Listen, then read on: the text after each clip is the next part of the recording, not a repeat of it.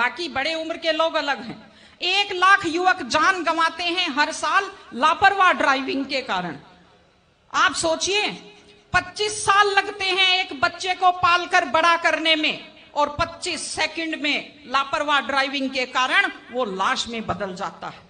क्या बीतती होगी उस मां के ऊपर जो अपने जाते हुए बेटे की पीठ देखती है और आते हुए बेटे का मुंह नहीं देख पाती।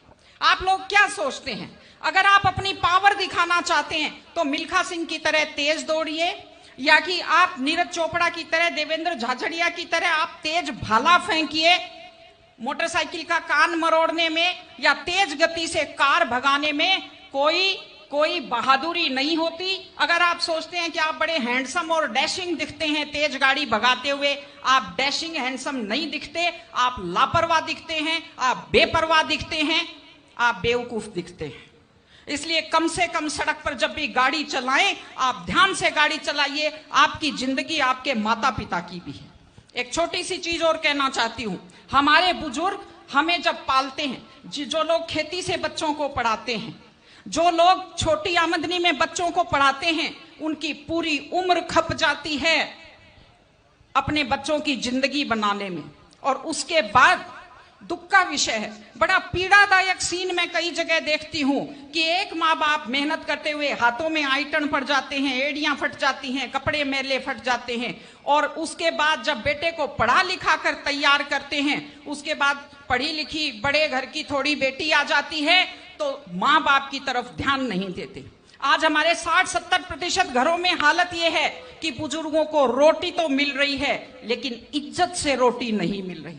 इस चीज को बदलने की जरूरत है। माँ बाप, मैं आपसे कहती हूं, जैसी भी परिस्थिति होती है, माता पिता आपको राजकुमार की तरह पालते हैं। आपकी भी ड्यूटी है, जैसी आपकी हैसियत है, बुढ़ापे में उनको बादशाहों की तरह से रखिए, उनकी सेवा कीजिए, उनका सम्मान कीजिए।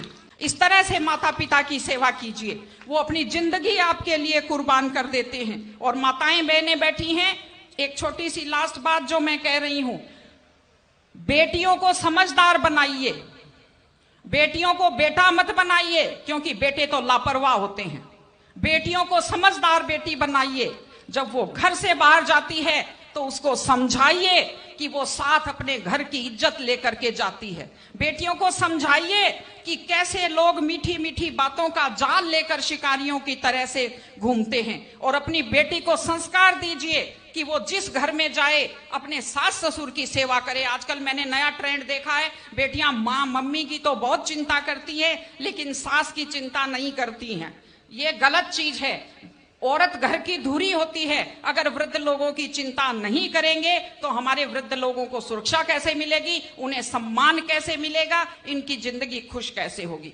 इसलिए कोई भी कौम तभी आगे बढ़ती है जब वो संस्कारवान हो, जब वो मेहनती हो, जब वो शिक्षा पर ध्यान दे। हमने ये सब किया है, मैं आपको बधाई देती हूं।